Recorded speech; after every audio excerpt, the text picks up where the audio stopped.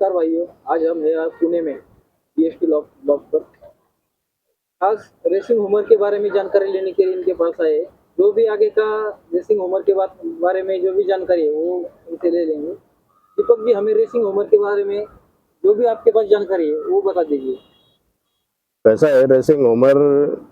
आज अभी पुणे में 10-12 सालों से रेसिंग उमर का शौक चल रहा है। चेन्नई, बेंगलोर ये साल पे बहुत बहुत बहुत सालों से चल रहा है। अभी दिल्ली में, पंजाब में, सब जगह अभी ये शौक चल रहा है। लेकिन अभी हम लोग भी 10 साल हो, मेरे पास भी ऑलमोस्ट 10 साल हो गए रेसिंग उमर्स है।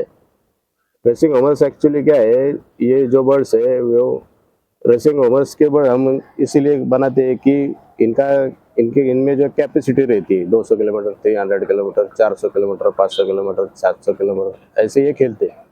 रेसिंग ओवर्स का बेसिक क्या है, जब आप रेसिंग ओवर्स का पेयरिंग करते हैं तो उसमें आपका एक बर्ड जो है पेयर में का उसमें स्पीड चाहिए, दूसरा बर्ड जो है उसमें स्टेमिना चाहिए, उसमें आपकी जो मेमोरी है वो चाहिए।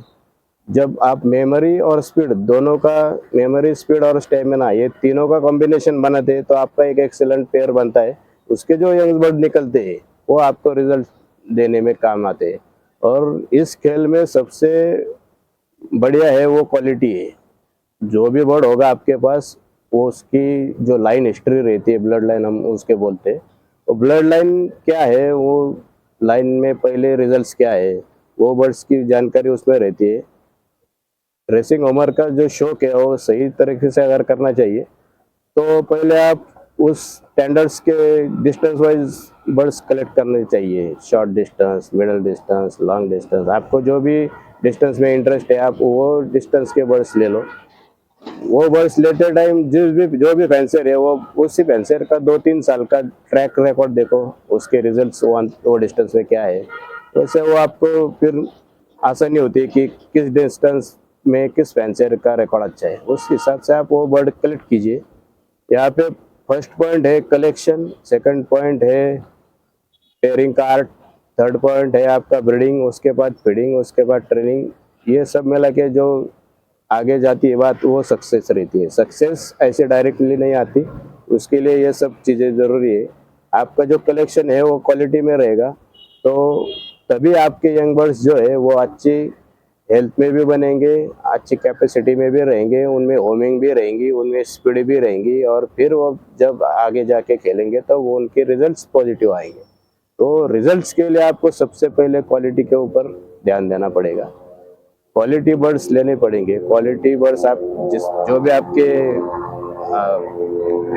फैंसर फेवरेट में फैंसर है, या जिस बर्ड्स का जिसके बर्ड्स के रिजल्ट्स आपने देखे, एज पर उसके हिसाब से वो आप बर्ड कलेक्ट कीजिए। कलेक्शन पहला मुद्दा है, अच्छे बर्ड कलेक्ट करो।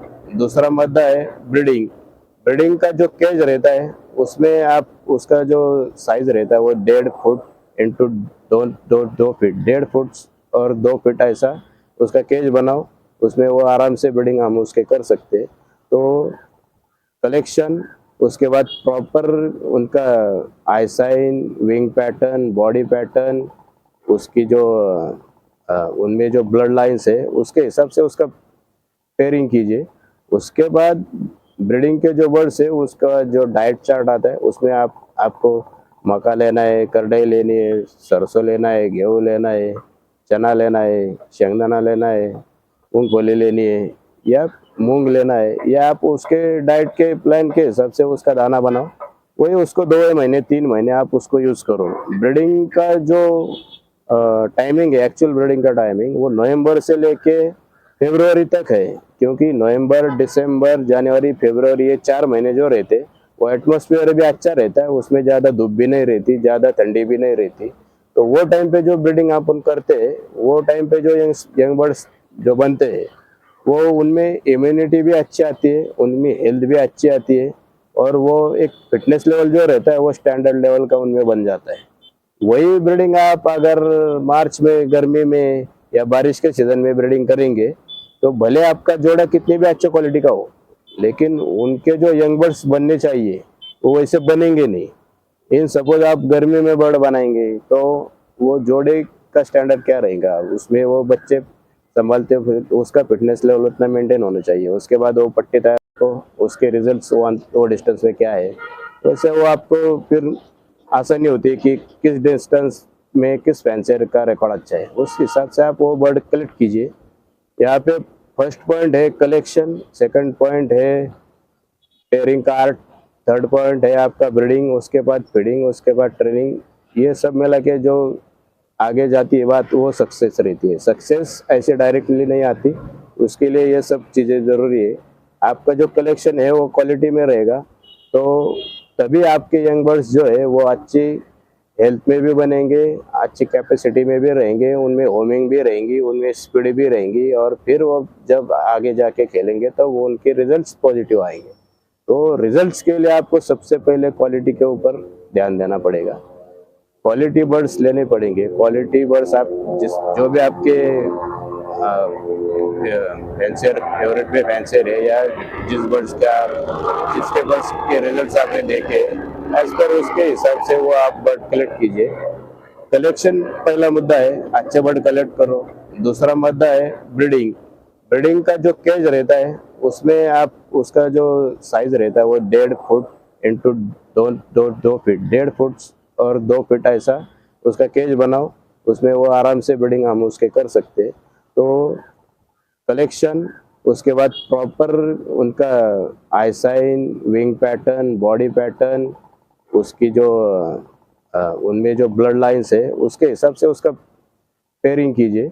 उसके बाद ब्रीडिंग के जो बर्ड्स है उसका जो डाइट चार्ट आता है उसमें आपको मक्का लेना है, करडई लेनी है, सरसों लेना है, गेहूँ लेना है, चना लेना है, शेंगदाना लेना है, मूंगफली लेनी है या मूंग लेना है, या आप उसके डाइट के प्लान के हिसाब से उसका दाना बनाओ, वही उसको 2 महीने 3 महीने आप उसको यूज़ करो। ब्रीडिंग का जो टाइमिंग है, एक्चुअल ब्रीडिंग का टाइमिंग वो नवंबर से लेके फरवरी तक है, क्योंकि नवंबर, दिसंबर, जनवरी, फरवरी ये 4 महीने जो रहते वो एटमॉस्फेयर भी अच्छा रहता है, उसमें ज़्यादा धूप भी नहीं रहती, ज़्यादा ठंडी भी नहीं रहती।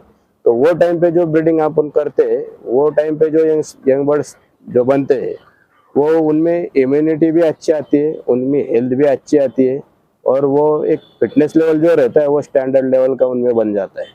वही ब्रीडिंग आप अगर मार्च में, गर्मी में या बारिश के सीजन में ब्रीडिंग करेंगे तो भले आपका जोड़ा कितनी भी अच्छी क्वालिटी का हो, लेकिन उनके जो यंग बर्ड्स बनने चाहिए वो वैसे बनेंगे नहीं। इन सपोज आप गर्मी में बर्ड बनाएंगे तो वो जोड़े का स्टैंडर्ड क्या रहेगा, उसमें वो बच्चे संभालते हो फिर तो उसका फिटनेस लेवल उतना मेंटेन होना चाहिए। उसके बाद वो पट्टे तैयार होंगे, उनका भी फिटनेस लेवल उतना मेंटेन होना चाहिए। तो इससे बढ़िया वो पहले जो 4 महीने है उसमें ब्रीडिंग करना चाहिए। उसका फायदा क्या रहता है, जो पट्टे फरवरी तक आपने बने वो उनको उड़ने के लिए आगे मार्च, अप्रैल, मई, जून ये 4-5 महीने उनको लॉब ट्रेनिंग को मिलते हैं एज यंग बर्ड के हिसाब से। फिर वो 4-5 महीने मिलते हैं, वो अच्छा उड़ते हैं, उनका होमिंग अच्छा रहता है, उनका फ्लाइट अच्छा रहता है, वो 4-5 महीने अच्छे उड़े रहते।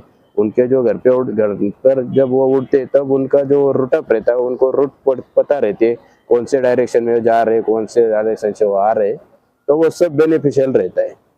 लेट ब्रीडिंग में ये कोई होता नहीं है। लेट ब्रीडिंग का फायदा बर्ड को ज़्यादा फ्लाइंग में मिलता नहीं है, फिर आज वो स्टॉक बर्ड ही रह जाता है। रेस में उसके रिजल्ट्स आने के चांसेस बहुत कम है। इसीलिए जो भी ब्रीडिंग है वो टाइम पे होनी चाहिए, प्रॉपर बर्ड होने चाहिए। भले आपके पास 2 पेयर हो, 4 पेयर हो, 10 पेयर हो, वो प्रॉपर होने चाहिए, प्रॉपर कॉम्बिनेशन के होने चाहिए, प्रॉपर टाइमिंग में उसका ब्रीडिंग होना चाहिए। 4 महीने के बाद ब्रीडिंग के जो बर्ड है अपने वो स्टॉक में जाने चाहिए। फिर उनको वहाँ पे भी वो उनका फिटनेस लेवल मेंटेन करते हैं। साल में अपन एक ही बार ब्रीड करते हैं बर्ड्स को, 4 ही महीने, उसके बाद अपन ब्रीड नहीं करते। 8 महीने अपने बर्ड आइडल रहते। किसी भी अच्छे फैंसियर्स के जो ब्रीडिंग के बर्ड्स है ना वो 8 महीने आइडल ही रहते। ब्रीडिंग करने के पहले आप उनका डिवॉर्मिंग करना चाहिए, उसके बाद एक 8-15 दिन के बाद उनको लासोटा देना चाहिए। उसके बाद एक 2-4 दिन उनका कैल्शियम लेवल मेंटेन करके, मल्टीविटामिन दे करके, एक 15 दिन जाने के बाद आप उनके अगर ब्रीडिंग करेंगे तो उनके यंगस्टर जो है आपके अच्छे क्वालिटी में आपको मिल सकते हैं। और ब्रीडिंग के टाइमिंग में ग्रिड भी बहुत इंपॉर्टेंट रहता है। ग्रिड आपकी बर्ड्स की जो डाइजेशन सिस्टम रहता है उसमें काम आता है, वो कैल्शियम लेवल भी उनका मेंटेन रखता है। तो ये सब जो है रेसिंग होमर्स, एक टोटल खेल जो है वो क्वालिटी के ऊपर डिपेंड है। क्वालिटी के बर्ड्स ले लो, क्वालिटी के बर्ड्स ब्रीड करो, उनके यंग बर्ड क्वालिटी में बनाओ। जो भी रेसिंग होमर की जो